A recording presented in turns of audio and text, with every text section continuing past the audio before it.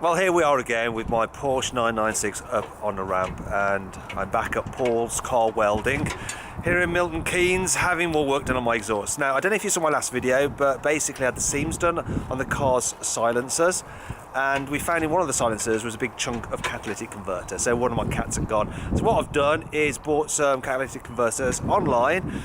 Yeah, I haven't gone for brand new ones. I've got some second-hand ones from an old car of about my age, and I'm going to fit them. It may seem a bit counterintuitive, like trying to scrimp and save on a Porsche, but that's the kind of guy I am. That's why I haven't got a new Porsche, I've got an old one.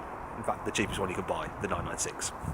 Also, after I've fitted the catalytic converters, well, I say after Paul's fitted them, there's going to be some other things to check on the car because some issues have arisen yet again.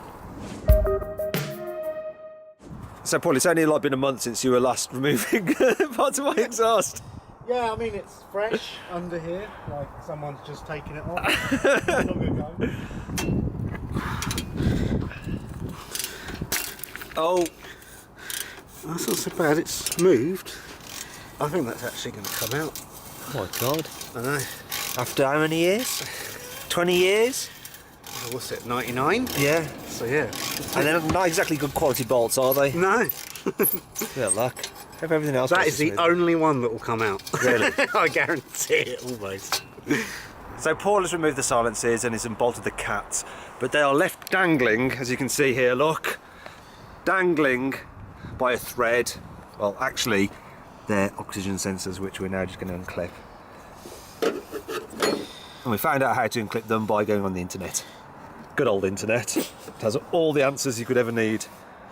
I hope that's the right thing that we're doing. It definitely is, that definitely goes pretty good. It definitely is. Yeah. We're not exactly Porsche trained technicians, are we? You know a bit about stuff though, don't you? The exhaust? Yeah. It's got an exhaust. Electronics. Not so much. Yeah. Well, good luck. Now, the problem that we have is that the actual catalytic converter and the oxygen sensors have now fused into one piece because, well, this car's 20 years old. So we can't use my old lambda sensors. And hopefully, in this box is my old new catalytic converters. They have lambda sensors, otherwise, oh dear. So here we have the catalytic converters I'm going to fit to the car, and we can see, look, they have the oxygen sensors attached still, which is a good thing. So the car this has come off is actually a 1999 like my car, only it's done 90,000 miles. My car's only done 61, and its left-hand side cat is dead. So the people I got this off said that the car passed an MOT, so it was running. It's just that it had been smashed in at the front. So, yes. So we get on. So it looks like Paul's managed to figure out how to remove the clip without snapping the plastic connector, which is a good thing. So come on then, let's remove the cat. This is the dead cat, isn't it? Yes. Oh, it's straining at the sensor. Look at that. Go on. Oh, shake it. No, I don't think it's gonna.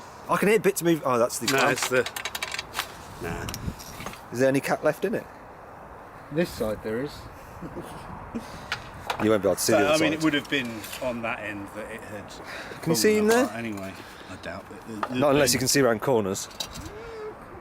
Now in this little box down here, I have lots of clamps and bits and pieces for the car, just in case they didn't come off.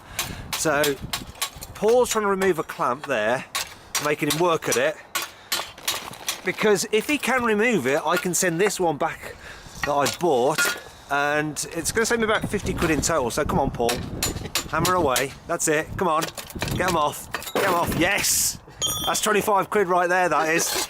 To get to the other connector for the right-hand side lambda sensor, we need to get in there. There's not enough room, so I'm going to help Paul because I know how to do this. I'm going to remove the car's air box. So it's just a Jubilee clip here. Look at this. Mechanics with Matt. This could be a whole new series. Look at those clean hands. Look at that. Yeah, look at those. These are the hands. No calluses. They're the hands of a man who types. Right, so that's that bolt there. And then there's a key thing. Right, is this, which is, I think it's connected to the mass air flow meter, see if I can remove it without snapping it. Now, I want to show you something on here. See this, it's got a little bit of tape on it. The reason is, last time I took the airbox out, what happened was I forgot to attach that back again, and so this was flapping around in the engine bay while I was driving down the motorway, and it kind of caught on one of the pulley wheels and just wore away the plastic, and it actually got down to the wires but hadn't gone fully through them. So so usually when I'm working on a car, I end up doing more damage than repairing. So let's see if we can get this out. Actually, do you know what? There it is, come on. And there we go. There you go, Paul, you can now get inside at that lumbar sensor. And Matt is now taking bookings for removal of parts. Yeah, the trouble is I'm really, really expensive, so you may as well take them to the Porsche dealers. Now we've come to a very tricky bit. When I say we, Paul has. Paul's come to a very tricky bit. Looks like you're doing something rude with the catalytic converters here. But you basically have to knit them together. So here's a picture of it. Can you see? That's the back end of the car. And we weren't sure which cat went on what side, but fortunately the people who sold it managed to label them up before taking them off the car. But if you look at this bit here, you'll see one has to go under the other. So Paul's got to kind of tie a knot with metal. Come on, Paul. Don't damage anything. Please don't damage anything. It's obviously easy to do with the bumper off. Oh, the left has to go in first. Pretty sure. If you look at the picture, can I pull at anything? Oh, look at, oh God! Watch that. Look at me helping.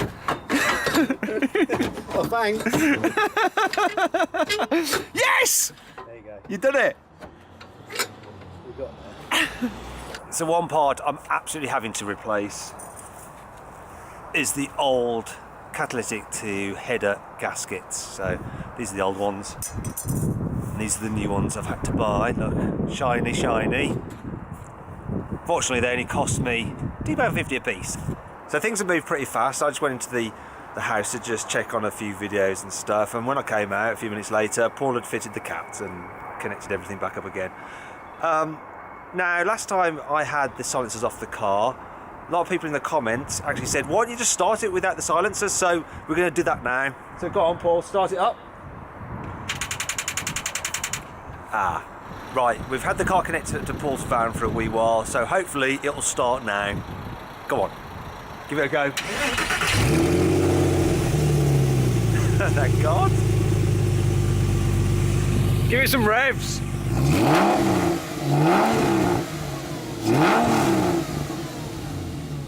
Yeah! Yeah, I like that. Now, what I'd like to do is vote on whether you think I should run it without silencer. So, would you like the car to sound like this? If you would, let me know in the comments box below.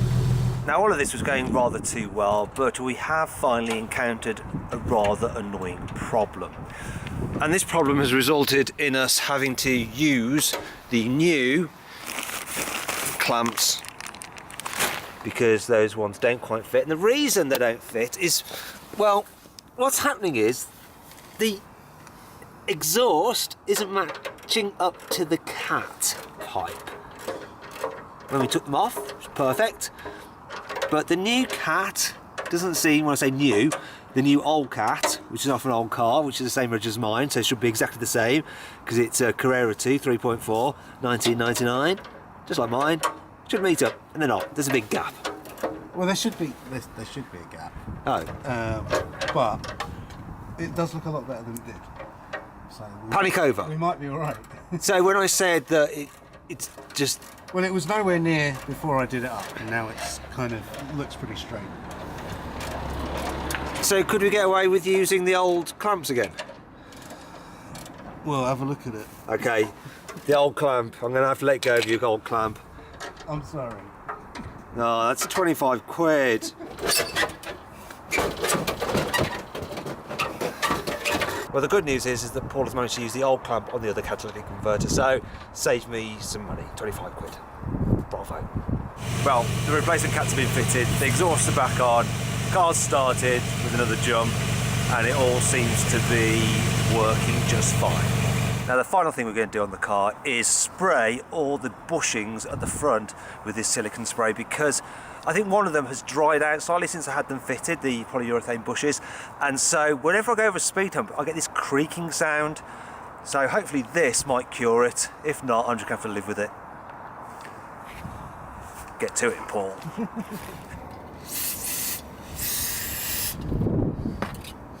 Well, that's it then. All the jobs have been done, the cats have been fitted, and Paul has lubricated my bushing, so hopefully the creak will have gone.